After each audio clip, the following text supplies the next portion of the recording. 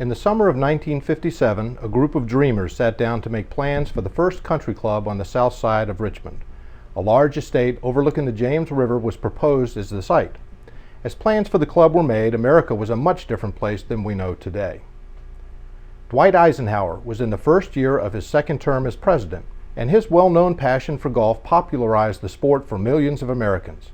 But a Cold War with the Soviet Union was deepening, and its end wouldn't be seen until some 30 years later. The Soviet Union caught the world by surprise with its launch of Sputnik, the world's first man-made satellite, and the space race was on. The world was being brought into the living rooms of America through the wonder of television, and a new pop culture was being driven by the beat of a new sound called rock and roll.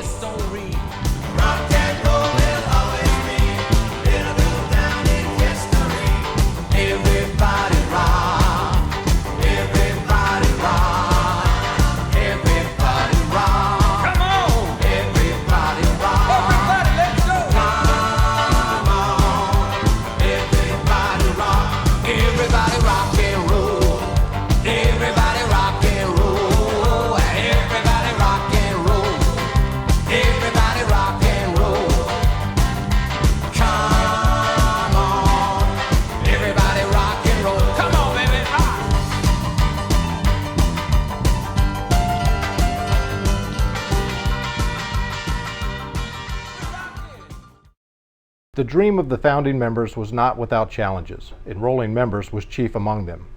Evelyn Newell, an early member, recalls a meeting at which Willow Oak's future was aided by a decision to underwrite the club by the purchase of stock.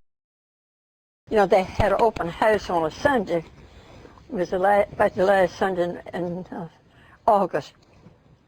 And they did not have enough people sign for membership. So a small group of them got together Sunday night. My husband, he made the motion that all of them were sitting at that meeting buy all the shares.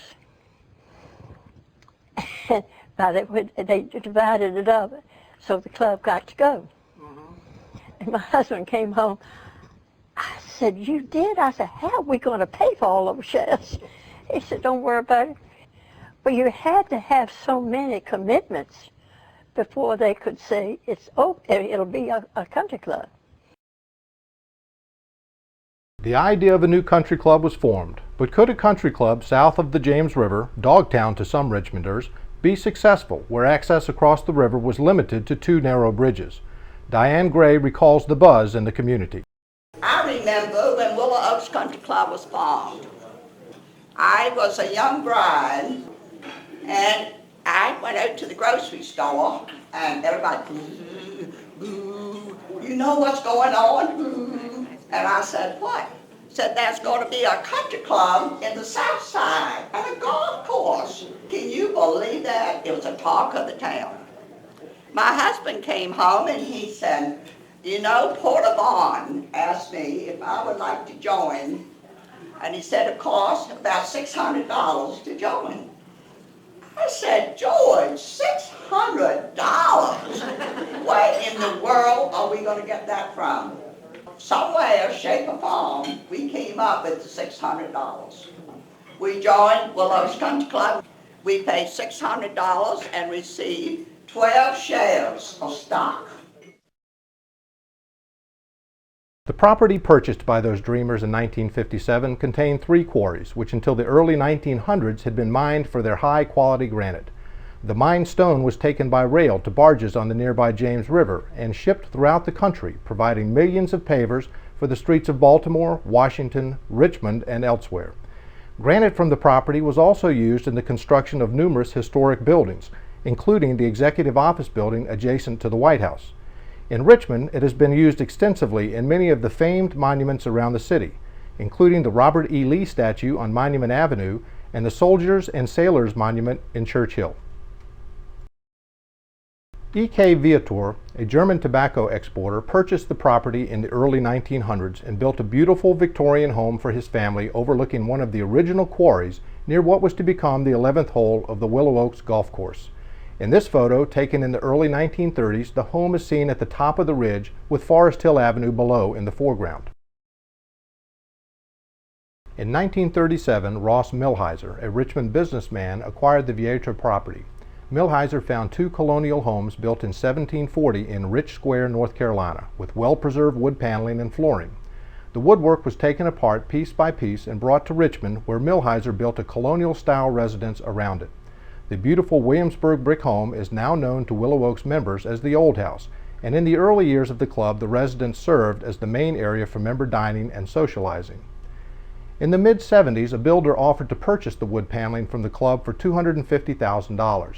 The board of directors declined in order to preserve the beauty and ambiance of the old house. The front facade of the Millhiser residence, shown in this photo from the 1950s, is no longer visible, as additions have been built around it in various stages over the years. But in this photo, the chimneys of the old house can be seen above the clubhouse, with the peaked roof clearly visible. With over 700 members recruited by October 1957, the dream of a new club on the South Side came to life with the purchase of the Millhiser estate. Willow Oaks officially opened its doors to members on January 1, 1958. The new club's first order of business was to expand the old house. Early in 1958, construction began on an expansion to incorporate a main dining room, ballroom, and locker rooms. Originally planned as a colonial-style addition, a more modern look was ultimately selected due to cost considerations. Construction was completed just in time for the club's first New Year's Eve celebration on December 31, 1958. When the club first opened, Virginia's ABC laws prohibited liquor by the drink in dining establishments that were open to the public. Private clubs, however, were allowed to serve liquor brought in by the members, a practice known as brown bagging. Until the early 70s, when ABC laws were changed, members kept their favorite libations in special lockers, and Willie, the original bartender, would retrieve them when a drink was requested. Coming out to the club for dinner and a drink was a popular social occasion. The heyday of the big band era was waning in the late 50s, but throughout the 50s and into the 60s, the band still toured and were popular entertainment. Many of the famed big bands, such as the Glenn Miller Orchestra, Duke Ellington and his orchestra, and the Count Basie Band, booked gigs at Willow Oaks and played to large crowds of enthusiastic members.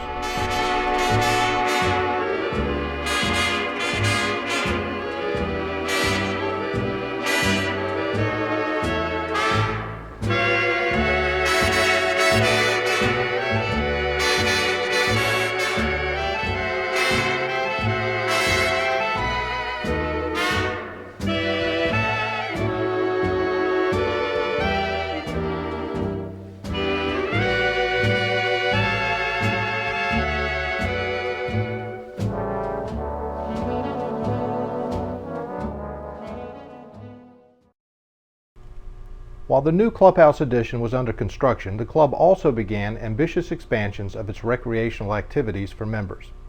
A new pool opened on Memorial Day 1958 with 6 25-meter lanes, a diving board, baby pool, cinder block unroofed bathhouse, and a grassy area outside where members enjoyed volleyball, badminton, horseshoes, and croquet. Originally, the pool had no fence, and members would pull their station wagons up to the pool to tailgate and enjoy poolside activities. Chris Seaton was one of the first pool directors and is shown here serving as starter for some adult swim activities. Seaton recalls that the chuck wagon barbecues at the pool each 4th of July attracted big crowds. On the 4th of July 1958, 2 tennis courts were opened for member play. Adjacent to the courts was an old gazebo built by the Millhisers, and it was converted for use as the club's first pro shop. Years later, the gazebo was replaced by a more suitable structure, but the gazebo remains in use today as a gathering place for tennis-playing members. Steve LeVay, the club's first tennis professional, was succeeded over the years by Tom Magner, Fred Keschlein, Bill Doig, Ted Meyer, and our current pro, Len Bybee. Also under construction by early 1958 was the golf course designed by William Gordon and his son David. William Gordon is seen in this photo of the founding members of the American Society of Golf Course Architects. The course opened for play in June 1959, some 17 months after construction began. This is the earliest known aerial image of the course taken in May 1959. The club's first golf professional, George Bird, remained at the club for 3 years and was followed by Jack Isaacs. Peter Hodgson succeeded Isaacs, and here recalls how he was brought to America from his native England. I met Jack in England. He was over there on a goodwill tour with Tom Strange, Curtis Strange's father, Chandler Harper, and Harry Kelly. And they were touring American bases. Jack was at Langley Air Force Base, and he was there for years. Anyway, I met Jack. I met him over there, and Jack wanted an assistant, and Harry Kelly wanted an assistant. I ended up coming back with them to Williamsburg Country Club. Jack, in the meantime, left Langley and retired to Florida and was at Tequesta Country Club. And he just didn't like it down there, and this opportunity, and George left unexpectedly, and of course that left the place without a professional. And Charlie Isaacs, who is a second cousin, just coerced Jack to come up here. So Jack, on his way up here, stopped off at Williamsburg Country Club, where I was, and said, "I'm going to go to Richmond, and I'm going to take it if you'll come up there with me," which is basically how it worked. Hodson was the club's longest tenured pro, serving members until 1988. He was followed by Chuck Bassler, John Surratt, and our current popular head pro, Richard White. Due to its location in the floodplain of the James River, flooding of the golf course is an ever-present danger. Hurricanes, spring thaws barreling down the river from the mountains to the west, and heavy rains put the course underwater regularly. Infamous Richmond hurricanes such as Camille in 1967, Agnes in 1972, Bertha in 1985, and Fran in 1996, as well as their lesser-known but nonetheless devastating siblings, have wreaked havoc on the course as well as the community. The course has often served as a dramatic backdrop for news coverage of flood damage in the area. This February 2003 flood brought Channel 8's crew to Willow Oaks for its evening news report. You'd have to have a stroke like Tiger Woods to miss the water hazards at the Willow Oaks Country Club today. The James River has swallowed up much of the lower 9 holes. It could take weeks for them to dry, but the rampaging water doesn't appear to be hurting the course. That island you see out behind me is actually the 15th hole. Now, ironically, just a few months ago, Willow Oaks barely had enough water to keep that green. Thanks, Morgan Dean reporting live. And just as a point of comparison, the worst flooding ever recorded in the area was a full 10 feet higher than it is right now. Over the years, the club has undertaken numerous additions, expansions, and renovations to its facilities to keep up with member expectations and changing lifestyles. In 1977, under the leadership of Brad Bradley, and with the assistance of club members Andy Dreeland, Ken Miller, and George Gray, a new indoor tennis facility with 4 soft courts was added to the tennis center.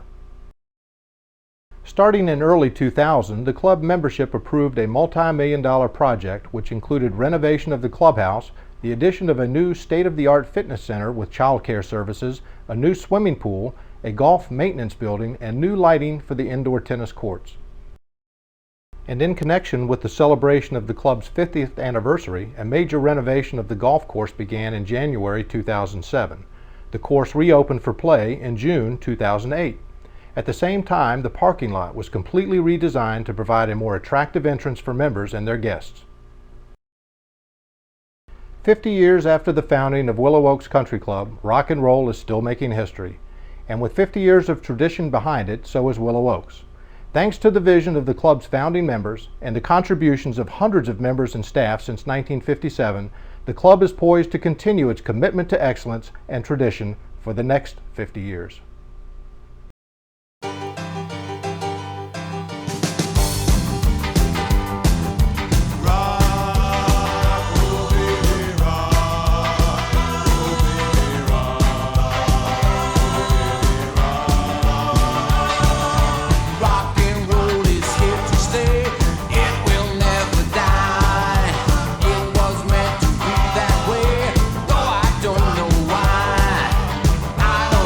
What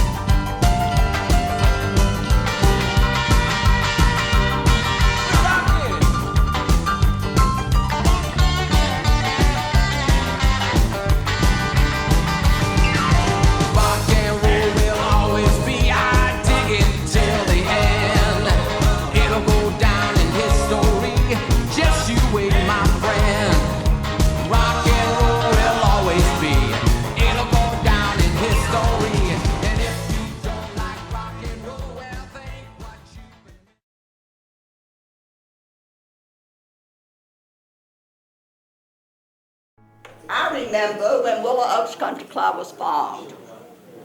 I was a young bride, and I went out to the grocery store, and everybody, boo, boo, you know what's going on? Boo. And I said, what? Said there's going to be a country club in the south side and a golf course. Can you believe that? It was a talk of the town. My husband came home and he said, you know, Porter Vaughn asked me if I would like to join the Willow Oaks Country Club. And he said it costs about $600 to join. I said, George, $600? Where in the world are we going to get that from? Well, we talked about it, so somewhere, shape or form, we came up with the $600. We joined Willow Oaks Country Club in January of '57. We paid $600 and received 12 shares of stock. He was so anxious to have a golf course out here that Sunday when it was open house, he was out here all day long, and he and with the other group met that night in a group because they had not had enough people to buy shares. And so when he came home, I said, did it go well? He said, oh yeah. He said, we're going to have a country club. I said, how in the world did I do it? He said, well, each one of us, well, and I found out later, he made a motion that each one buy so many shares, and as a wife, I said, how are you going to pay for it? But that's how it started. And he was with that group that night, on Sunday night, made it go. The shares, when they were selling the shares and it came up with a appointed time, the document you signed to join said they had to have so many members sold by a certain time and a certain hour. And when they counted up at that meeting, they were $40,000 short. My real estate firm underwrote that $40,000 and then sold it the rest of them in the next 30 days. At the same price. It wasn't a profit-making thing, it was just to get the club started.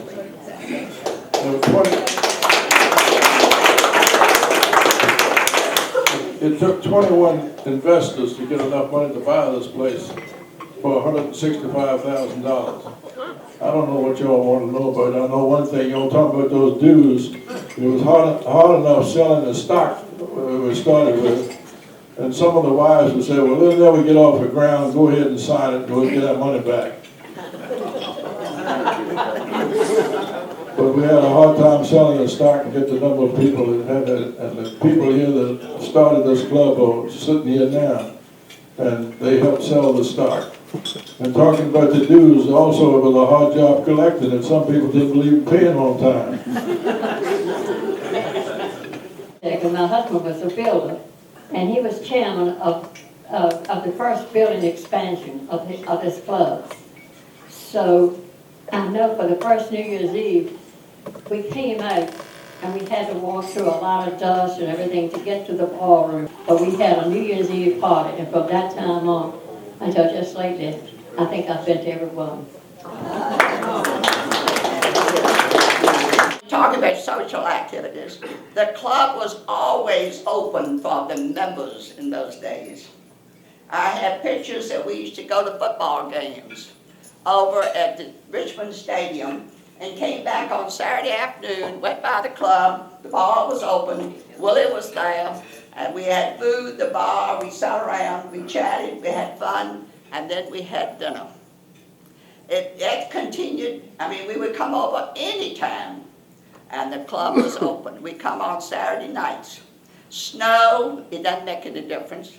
We were here for activities. On Friday nights, and may I say this, we had so many people in the cocktail lounge for happy hour, and then we went to dinner. It was so crowded, it was standing room only. And if you had any weight on you, you couldn't find standing room. You had to get outside the door. Then they had things planned, like shuffleboard and boating. There was supposed to be a dock down at the end of Hole 4. There was supposed to be a dock for boat people put boat. We had a canoe, and we were thinking, that's great, we're going to have a place to put the canoe in it. Which, as you know, it never happened. The shuffleboard never happened. But I remember that we used to have a president's ball, and that used to be the big ball. I mean, there was New Year's Eve too, but there was a president's ball, and I found a picture of a bunch of us there. It was the Roberts and the Thorntons and Rogers and Cloettes and the Gaunts were all, and we used to have big tables and all formal. They don't have the president's ball anymore. And also, as you mentioned, the scrapbooks, I started, was a few years after we got started, the golf, ladies golf. And the ladies golf, when the club opened, and we didn't know how to form a ladies golf. And we had one member, Lillian Descharnes, who had come from Kentucky, I think, and she had been in the ladies group. And she more or less told us how to do it, and most of us were just starting golf that joined the club and started. So a few years after we were going, I decided we should have a scrapbook. So I tried to scrounge everybody, gathered things from everybody from the years before, and I've been kept it up all these years. And so, not many of you know about the paneling in the Maple and Pine room. An outfit in North Carolina was building a club. They came up here and looked at this paneling in the Maple and Pine because it was original when Mr. Millhauser brought all that stuff to the old house.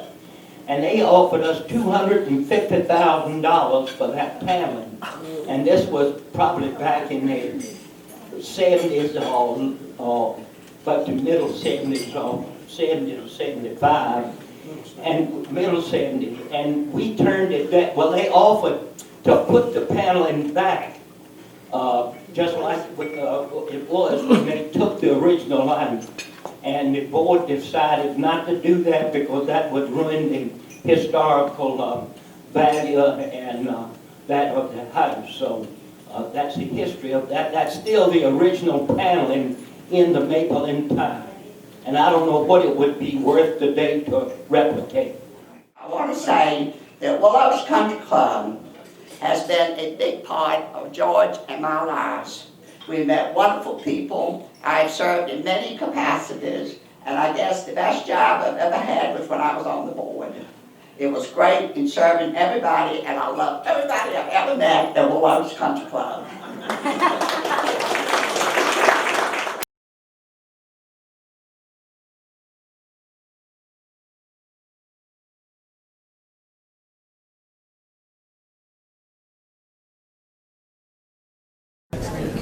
I'd like to welcome everybody tonight to our forum. We have Mr. Ken Alford, who will speak on the history of the land from 1875 to 1958, I believe.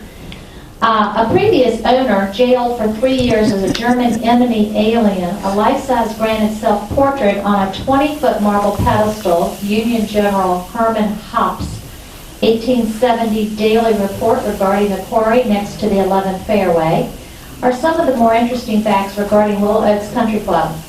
These intriguing stories, along with the granite quarries and railroad that crossed our golf course, will be divulged in a fascinating interpretation by Willow Oaks member Kenneth Alford. A few years ago, Mr. Alford gave his first Willow Oaks forum entitled The Spoils of World War II. Tonight, he will present the forum on the land from 1865 to 1958. Mr.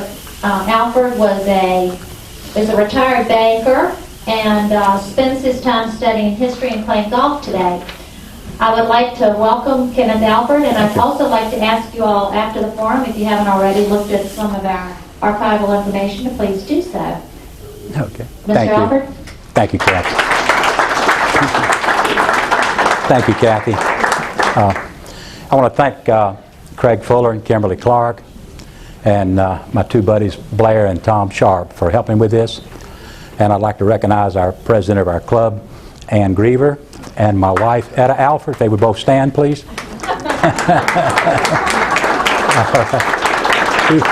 Two very dear ladies, okay? which was my wife. Oh, it's going to be a tough group already, isn't it? Okay, let's see if I can get the first slide. All right. As Kathy was saying, I retired in 1994 from Signet Bank, which is today Wachovia, and I resolved to spend the remainder of my life studying history and playing golf. I've been successful with the history part.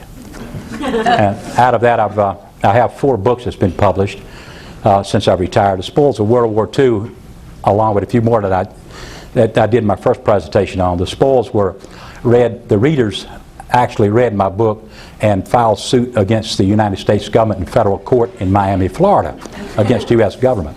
2 years ago, because of that suit and what I call the Hungarian Gold Train, about 65 pages in that book, the U.S. government settled out of court with that group for $25 million. Wow. So that was that book. My Treasure Stories is my best-selling book, my second book.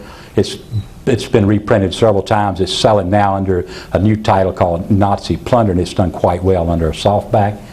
Nazi Millionaires hasn't done well in this country, but it's done quite well in Europe. And my current book that's been out for about 3 weeks, which Blair and Tom get a lot of help on that with me, is Civil War Museum Treasures.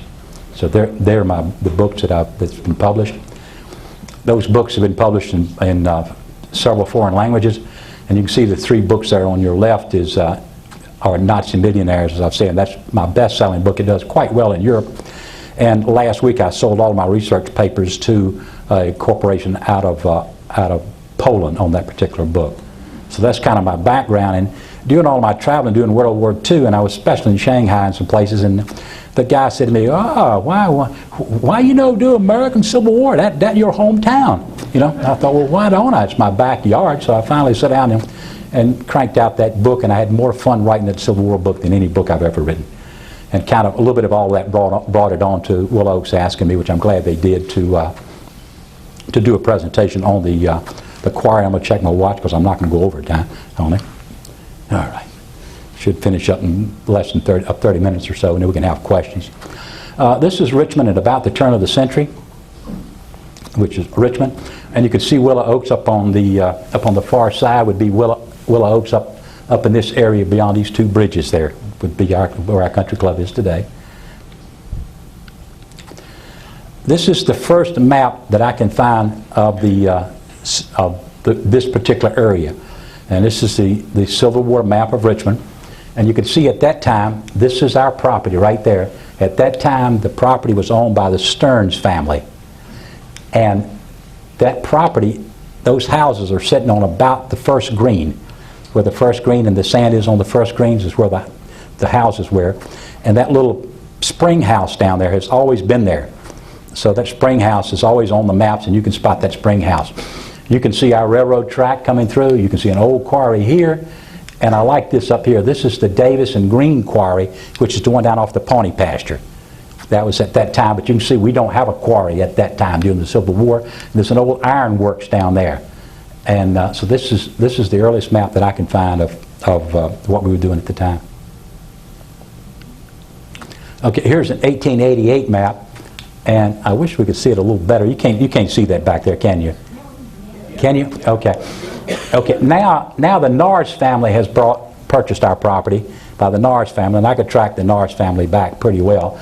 They've got 3 buildings there, so they probably, you know how they had a cook back then. There was a cook place away from the main areas and stuff, and maybe a barn or something. But that's their property. Now we've got at 1888, we've got the Old Dominion Quarry, which is there. So now they've actually got 3 quarries on our land now, including that one that you see off the 11th hole that they're quarrying. And we'll go through those quarries in just a few minutes. Across the street, this is another quarry here called Granite Quarry. Betty, is that the quarry y'all swam in? Yeah. Okay. Betty's mother taught her how to swim in that quarry. Right there. So these are the quarries at that time. Now here is a railroad track coming through. Here's the main track going through, which is the Southern Railroad. It has Danville, Richmond, or Southern Railroad. It's 2 names. Here is a railroad track coming up our 11th, on the other side of the road, on the 11th hole, just beyond the rock quarry hole. Most interesting, here is a railroad track that runs all the way down to the Pawnee pasture. Now we'll go into those in just a little more detail. This is a better map that I found. It's closed up. Again, there's our big quarry that we see down there. It's a quarry further down, and then a quarry, that's the one Betty used to swim in right there, small quarry there, and there's the track. That quarry, now you didn't have to dig a quarry into the ground. Most quarries at that time were done above water level, so you didn't have to pump the water out. So there is a quarry, believe it or not, off our 14th hole down to the right. If you go down that utility road, you can see that quarry almost now, you know, especially during the wintertime, you can see that. So that was a quarry where they would chip it down to water level, but they wouldn't go lower than that until they could get pumps in. Of course, later on there were pumps that did our quarry down at on our course. There's Granite Station, which was just down off the corner of Forest Hill and the railroad. And Mr. Tom Sharp informed me that he used to stand down there and wait for the train. Train would stop and take him downtown to Richmond. You know, it's nice talking to people that were involved in the Civil War, you know?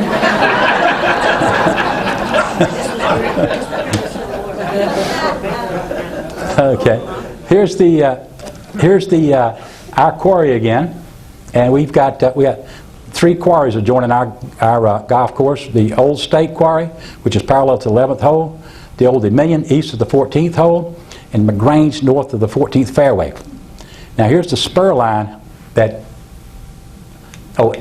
quarry, I've got number 3, it's actually right there, but I didn't redo it. So that's the one off the 14th, right off the 14th fairway is that quarry.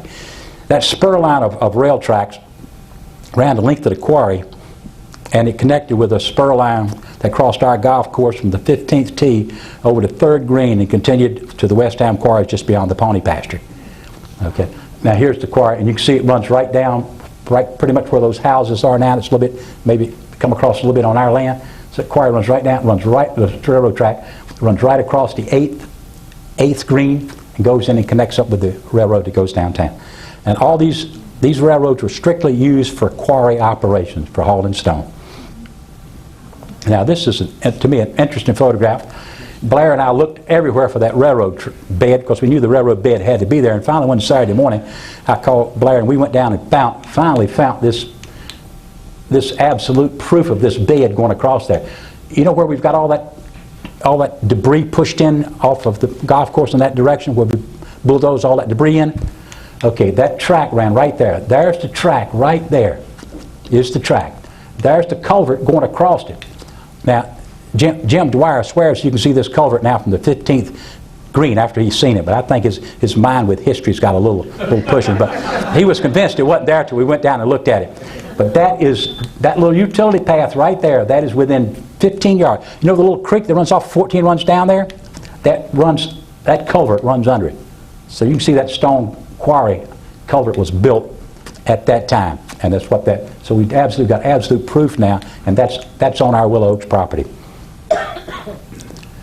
Here's the railroad again that runs from all the way through. Here is the footpath off of Landry Drive. There's a footpath off of Landry Drive you come up with. And then if you come off of this and walk down, here's another culvert that the railroad put in. Isn't that beautiful granite stone, the way they've cut that and put that in there? But that granite's there that runs up through there, up through the pony pasture. Okay, here's the far end of the quarry. And has anybody been to pony pasture? You pull in that little circle and you park inside of that circle there? Okay. If you pull inside of that circle there, that path runs right through that circle right there where the railroad does on the pony pasture. This picks up the other side, runs down. This big culvert here is right down there, and there's the do not enter sign into this side of don't go in. And there's that big culvert. And it's so easy to see from the road, and I bet nobody's ever seen it. But the next time you ride down with your car down there, you take a look at it, and you'll see that great big stone culvert there. Like I said, I guarantee you nobody's ever seen that culvert sitting there. But it's absolutely right in plain view. So you've got the railroad track now runs the complete distance all the way down to our quarry. Now, this railroad tile was found at the end of Landry Drive, and these railroad spikes Craig has found on our golf course. Okay, Craig, where'd you find these? That was down just below the spring house. Okay, just where the spring house was exactly where the track ran, just below that spring house. We saw right across the 8th green. So we got a couple of nice spikes. I'll be giving these out as souvenirs after the program. Okay, there's the spikes, and that's right, the spring house just between the first ferry and the second grade. Now, the most interesting thing I ran across doing this research was General Herman Hopp's report. And he wrote basically a stock perspective report at the time, trying to find investors to invest in the quarries here in Richmond. Hopp was wrong. Okay, let me back. Okay, Hopp. I was going to say that's not a Confederate uniform, Tom. Okay. And Hopp was with the Union Army. He was in charge of all railroads due in the Army. 1863, as a full general, he resigned from the Army because he wasn't allowed to sell to the United States Army, to sell the equipment and stuff. So he resigned so he could perpetuate a fortune from selling to the Union. But the best thing he did is in 1870, Hopp wrote a report regarding the quarry located at Willow Oaks. And the other odd thing is he was in railroad his whole life, and he died of a heart attack aboard a train in 1905, which I find kind of ironic. Okay, this is right out of Hopp's report. Okay, and there's our quarry, right out of Hopp's report. And I'm going to read Hopp's report because I couldn't do it any better than what Hopp wrote. The location is unusually favorable and presents extraordinary facilities for quarrying and shipping stone. The greater portion of the property lies between the Richmond Downville Railroad and the James River. The highest elevation is about 70 feet above water of the James, and when properly opened, quarries can be worked with faces 50 to 60 feet above water without pumping, and to an indefinite level below water if pumping is resorted to. So they did resort to pumping, and they did pump out that grade. Every portion is easily available to market by railroad, and the distance is 5 miles from the quarry to where tide water, the tide water comes in, for heavy going ships, right out of his report. This is, again, out of Hopp's report. The stones are to be cut 4.75 feet wide, 16 feet long, and 9 inches thick. So that's what you had to cut. It was a nice piece of stone, loaded on a railroad track, take it down and put it on a ship and ship it out. And then when it got to where it was going, their stone cutters would cut the stone how they wanted it to fit for what type of construction they were doing. So this is stone coming out of our quarry. I just like this old deal. This is during the Civil War, and of course it's been destroyed and was of course rebuilt back. Out of Hopp's report again. This is out of Hopp's report. This is the Rockettes, which was also the Confederate Navy. That's off 14th Street. There it is today, okay? And now again, right from his report, the land is at Tideworks opposite the Rockettes at the lower end of the city of Richmond, where seagoing vessels can be loaded directly from cars. The wharf and tracks are parallel, only 20 feet apart, so that the stationary dirt readily transfers the stone from the cars to the boats. So you got a way of getting it out. So now this is really an intriguing thing. Here's the stone, okay? Now, Craig, we would have never known what this stone was without Hopp's report. Okay? Hopp writes also in his report, stones too small or anyway defective as dimension stone, and all the refuse of sufficient size are converted into paving blocks. The rapidity with which these blocks are made is remarkable. Strips at first cut about 6 inches square, and as long as the stone will permit, they are marked and scratched with a chisel at proper intervals 4 to 6 inches, much the same way as you would mark glass with a diamond. Then he says the stone is then turned over. 1 or 2 blows to the back of the point, directly opposite the mark, causes a fracture, but few blocks remain trimming. So just scratch it like they did right here, turn it over, hit the back, breaks into 4 stones. Fortunately, when he hit the back of this one, it didn't break into 4 stones. They just threw it in that refuge dump on 17. Craig found it, and he knew what it was off of Hopp's report. So this would have been a paving block if it hadn't have broken correctly from our quarry. And all that stuff on 17, which we'll get later on, was refuse from the quarry that was made for stone blocks and didn't quite stand up to par for the other blocks. The paving blocks are now made by subcontract at 2 cents each for 1 million of blocks. Okay? That million is nothing. The contractor's making so large a profit, the company will not be willing to extend the contract. Now here's the other deal too was you need inexpensive labor. So what Hopp wrote in his report was you could get convict labor for 25 cents a day. It's going to take you 25 cents to feed them, so that's for 50 cents a day. You can get all the quarry help you want over here. So at one time there was 240 convicts working this quarry and about 180 skilled carvers working all from the northern states. Of course, now Richmond was under occupation at that time. Here's one of the investors that bought into the quarry and bought that prospective, and it's General Albert Ordway. General Ordway is the gentleman right there without the hat. So Ordway came into Richmond as occupation troops. Here is an actual report he wrote on September 4th, 1865, Albert Ordway. We put him in Richmond headquarters. He was with the Provost Marshal's office. So they were the police enforcement agency. So Ordway was that, and he decided to invest into the quarries, and he became one of the main investors in the quarry here. This great book this guy wrote, mentions Albert Ordway in his book. And at the time he was here, at that time, he purchased all of Matthew Brady's negatives. The great photographer of the war, all of his negatives. He also purchased Alexander Gardner's negatives, which was the guy who worked for him at one time. So he somehow got all those negatives along, and so I say here he was one of the largest collectors of Civil War memorabilia of anyone. Of course, with him working as a police enforcement officer, he had access to all of this. And he sold that, sold a complete collection. Then the guy he sold it to the Library of Congress in around 1920 for a rather large sum of money. So that was Ordway, one of our chief investors and one of the guys primarily involved in our project. But what he did sell, okay? Then in the summer of 1871, Ordway secured a contract to furnish granite for the State War and Navy departments. Upon its completion, the State War and Navy buildings, which adjoined the White House grounds, was the largest granite building under one roof in the world. The granite from our quarries in the immediate area of Willow Oaks provided granite for the Mississippi River Bridge in St. Louis. So well, how could they do that? All that granite on the Mississippi River. And of course, back then too, the contract went to the person with the lowest bid.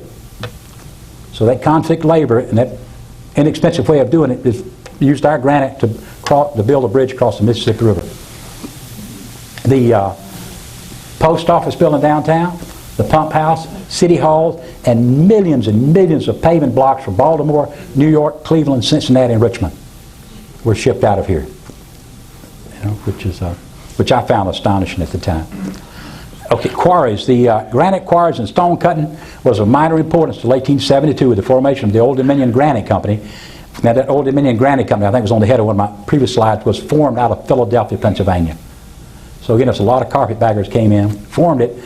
At the time, the way I ran across Ordway was the property owners, they bought the granite here. They didn't buy the land, they just bought the rights to it.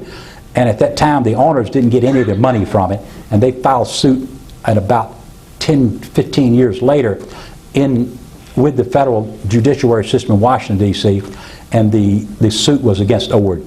But the landowners here didn't get anything out of all of this that was sold at the time. Okay. I don't want to say this, but I'm from the South, but carpetbaggers were real back then.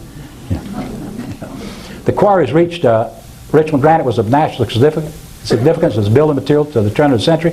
Quarries reached a peak by 1890, but by 1910 the cement had replaced granite, okay, and the quarries ceased operations. But for many years the granite bluffs above the James River did provide an economical life for hundreds of workers. Oh, General Ordway. I ran across this obituary, and it really doesn't have anything to do with this presentation, but it kind of tells you a little bit about Ordway again. This is an obituary from the New York Times in 1897. And it says here, his regiment was part of a force which occupied Richmond after the surrender of the city, and he settled there when he was mustered out. He was immensely unpopular amongst the people because of the circumstances in which he arrived there. Okay, I would go with that. Now, we all talk about how spoiled our children are today and how our children are today. Now, the other half of the complete obituary about his daughter. His wife, Miss Godwin of Richmond, and Bettina, actress, was born in that city. Here Bettina gets married several times. Her first husband offers Bettina's escapades are a constant downward course that brought great affliction to her family. Here's where she married to a guy named Padford. She remarried, and Padford gave her $50,000 in cash to drop his name from her, off of her. Now, it gets better than this. Ordway offered his daughter $1,000 annually to leave the country, and she did.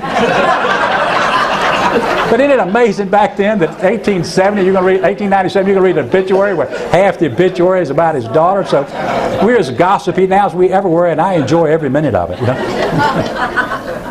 That was Ordway. Okay. This. Oh, I got it now. This thing takes a couple of buttons sometimes. Okay, the owners of this land that finally ended up buying the land, this particular tract of land, now we're going to talk about some 8th hole back this way. And the owners were E.K. and Marie Vitar. I used to say Vitor until Betty corrected me on it and said, no, it's Vitar. That's what they said, so I'll use Vitar from then on.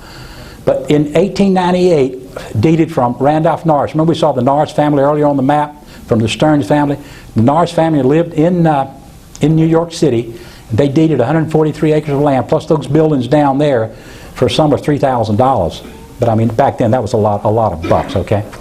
And the deed is for the land that way.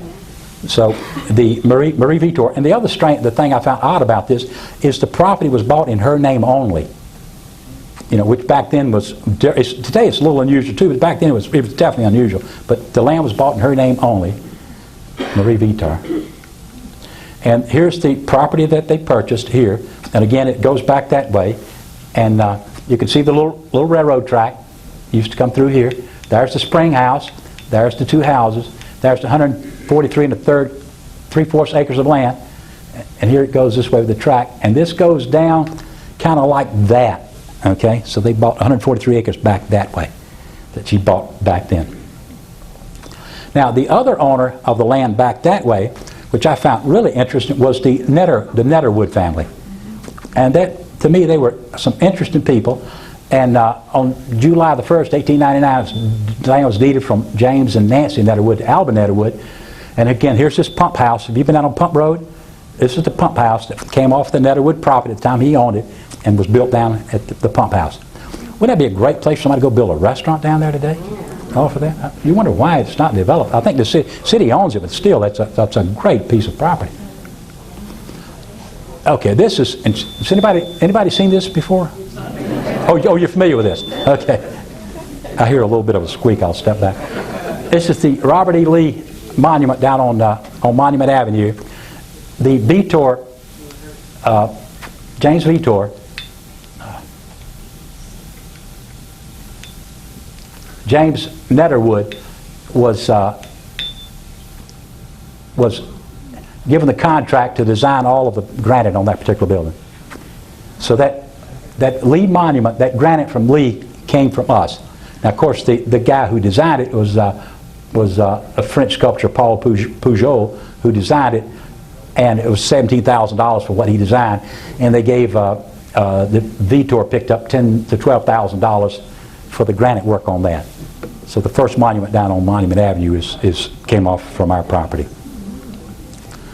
If you go down Interstate 95, you see that big monument back up on Church Hill overlooking the city of Richmond. That's the Soldier and Sailors Monument, which was built in May the 30th of 1894.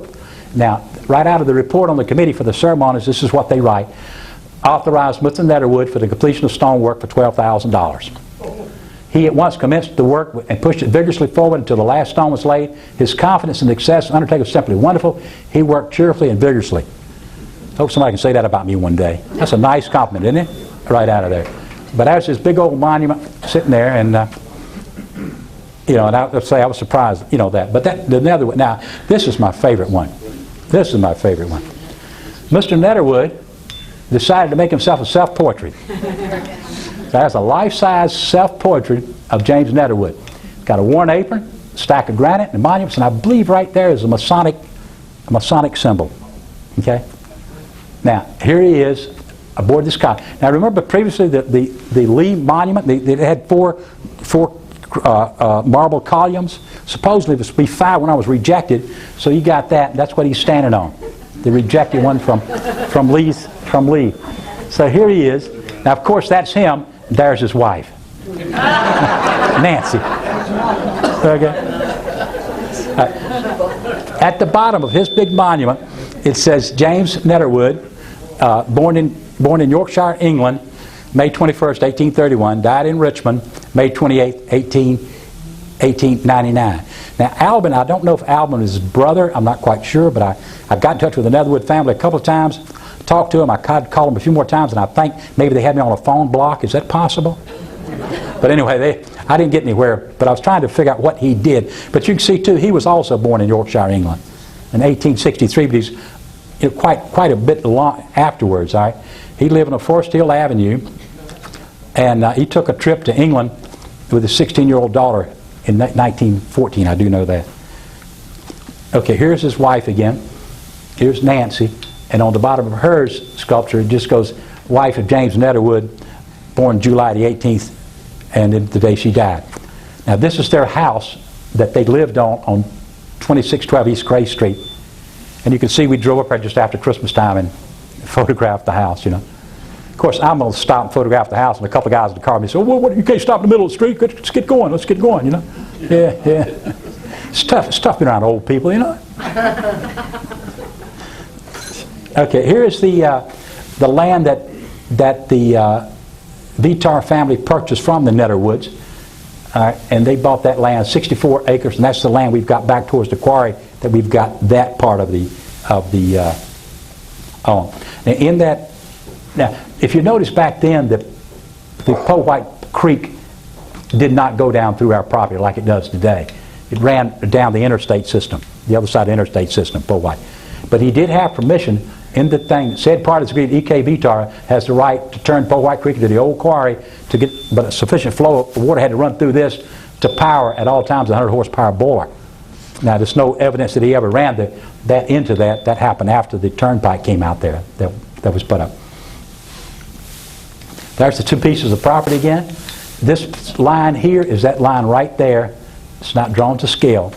This is done in rods. This is done in feet. And I went to the computer to convert rods into feet. And when I did, everything was off considerably.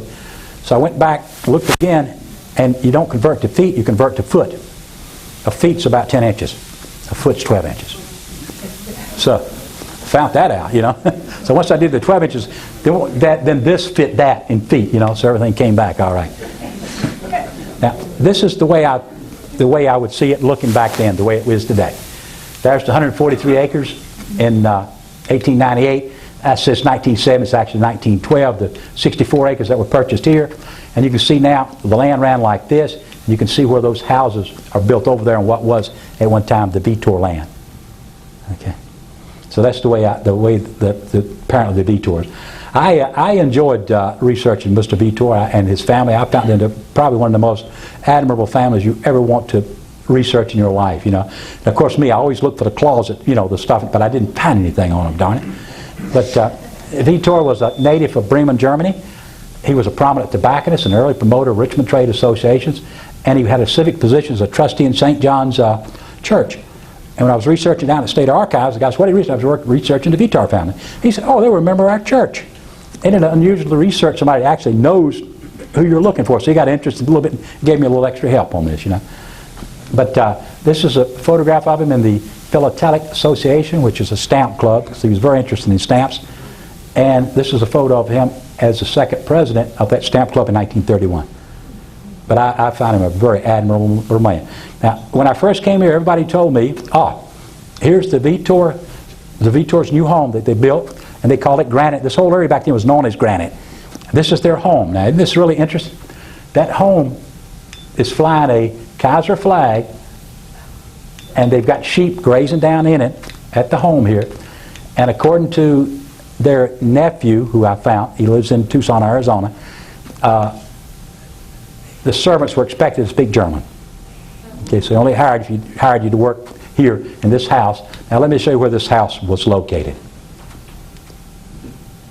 Anybody know where that is? Yes. Huh? How about the 11th green? 11th green. Right 11th green. Isn't that amazing? Here's the rock quarry. See the quarry all cut? Here's Powhite Creek coming down. There's the bridge across Powhite. This is Forest Hill Avenue. They had that built up over the quarry with a beautiful scenery and view all down through here. Now, when Craig saw this photograph, Craig said, my goodness, Kenneth, you just explained the biggest mystery to me. He said, there's not one piece of red clay on this property except right where that house was.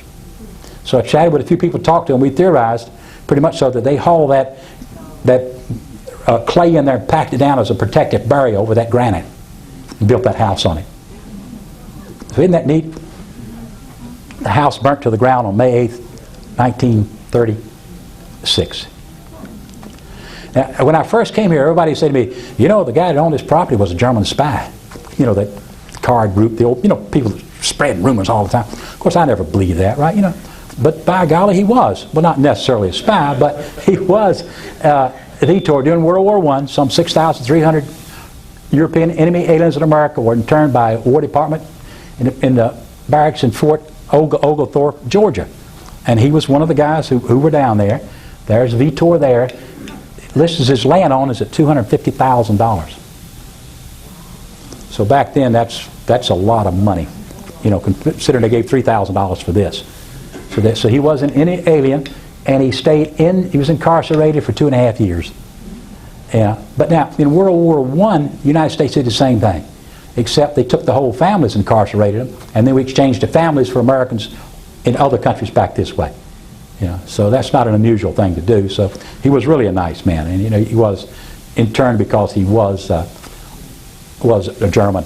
And I found this letter. This is an interesting letter. This is Mr. Vitor writing to the city of Richmond about selling the land, and he was going to sell them the land along the railroad track that ran to build a road from all the way through down to the city of Richmond, down the railroad line, for a road down through there. So apparently it didn't work out, and Vitor said, "You will understand that I have not deeded the city roadway except along the old railroad bed. Therefore, if they go through the places that I expect to sell building lots, I mean loss of several $1,000s to me." Okay, because he was talking about building overlooking that part of the river over there, which are great lots up there that we do off 14 back in that area. Then down here he goes on through and he says, the old railroad bed, of course, comparative valuableness is a highland, but the highlands, particularly on the so-called Netherwood track, are very valuable indeed. So apparently he and this city had a miscommunication. I'm glad they did, because there's not a road going down through there. And I think most of you remember when they were going to try to build a complete expressway down through there, you know, one time. So that was there. Vitor, they had 3 children. Let's see what I'm running here. I need to speed it up. The Vitors had 3 children. They had Fritz and 3 daughters, Laura, 3 daughters, and I think a lot of you know the daughters that do know the daughters. Fritz, the son, was killed in an airplane. He went to Germany, he lived in Germany. It's my understanding he served in the German army during World War I, the son did. Born in Bon Air, and he was killed in Russia in a plane crash in 1935 on a business trip. His family still lives in Bremen today. There's Joanna Vitor. She was born in Bon Air in 1894, and this is a letter. They called her Hannah. This is a letter that she wrote when she was 10 years old to her school teacher. I like this letter. Down at the bottom it goes, Dear, I can't quite read it. Dear Miss Jeannie, the 7th class, we had a contest in geography. Our class won it. She's 10 years old. Perfect handwriting. Our class won it, and we were given some plants, and we brought the plants back to our plantation and planted them in our front yard. So that was Hannah, their little card. She was sent to finishing school in Switzerland, and she married to the Bleibtreu family in Bremen, Germany, and they moved back here in 1939 from Germany back to Richmond. Laura and Marie Vitar lived over on Riverside Drive until the 1990s, and Laura Marie was born 7th of April, 1890 in Bon Air. She graduated in one of the earliest classes of nursing at Johns Hopkins. She never married and devoted her life to charity. This is what her nephew says about her. I think it's a wonderful statement her nephew says about her also.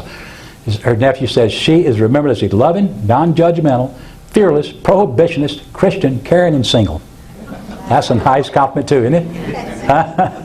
Anyway, I'm sure she was. Gertrude, the oldest one, took over her father's business. Apparently after being incarcerated in jail, he didn't quite do it. She took over the father's business and ran it. And according to her nephew, she's the one that put it back on track and made it so that he doesn't have to worry about living in Tucson today. So she apparently ran the company business for them. These are the Vitors at Bird and Hollywood Cemetery. This is Vitor and his wife. These are the two girls. They're stacked on top of each other. And I understand Fred Hall told me he's going to do the same thing. It's going to be stacked over there. Right, Fred? Oh, anyway. Thank you. Okay. All right. There's the Bleibtreu family. There's 2 infant sons that didn't live more than a few weeks. And this apparently is Maria's twin sister. Has the same date of birth on it with a different last name. So apparently Twin Sisters is there in the cemetery. On 1973, deeded from the two sisters to E. Ross Millhauser was the 143 acres that we saw, and the 64 acres for $30,000.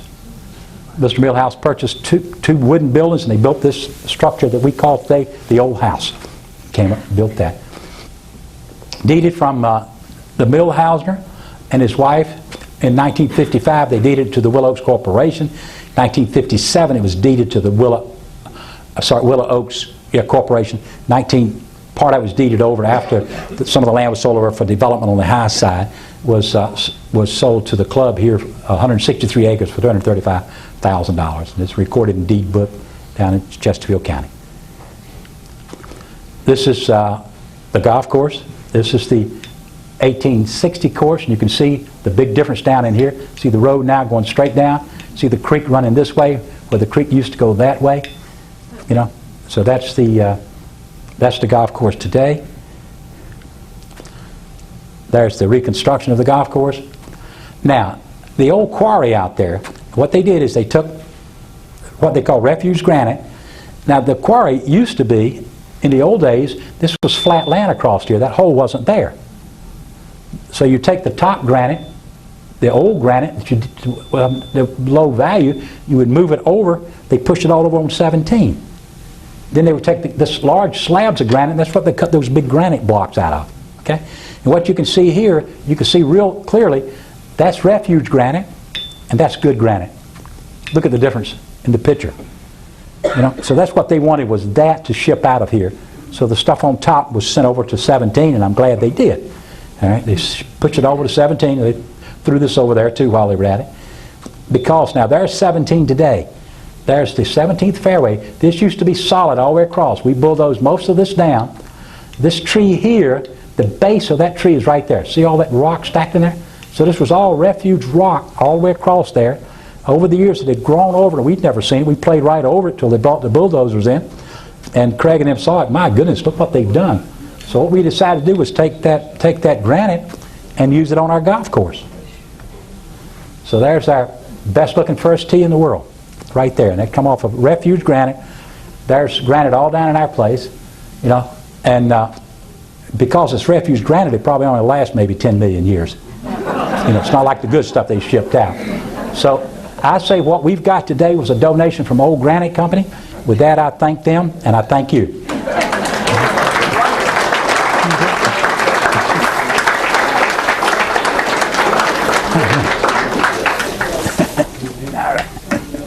We have about 5 minutes for questions. Anybody have any questions for Mr. Alford? Yes, sir. You know, I don't know, Henry. I'd love to know myself. You know, and of course it's filled in over the years with silt. You know, lots of silt over the years. I don't know. Craig, do you have any idea how deep it might be? Does anybody have any? I really don't know, Henry.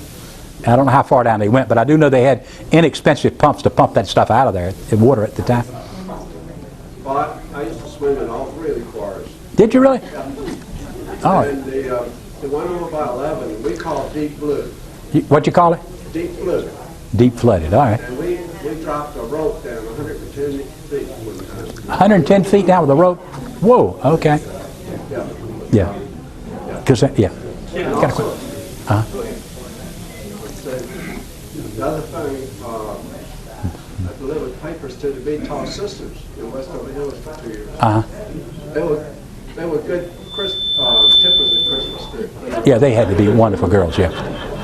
Yeah. Is the Godwin name that came up in this in any way carried forward to the Godwin High School and all that kind of stuff? I didn't run across it. You know? I didn't run across it in this area. I didn't see it. You know, I think if it had been there, I would have seen it from the. Now, it may be further back, you know, but I didn't see it. I didn't go back beyond prior to the Civil War and Civil War and prior. Okay. Thank you very much.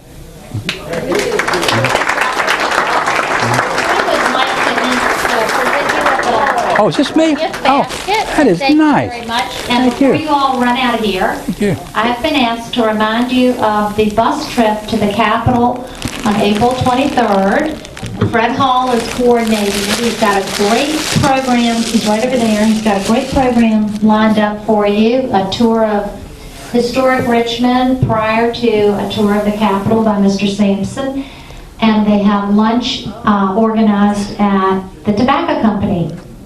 So if you're interested, get in touch with Fred. Thank you. I'm glad you came out tonight. Thank you. You did great. All right, thank you. Thank you. Thank you. You did a great job.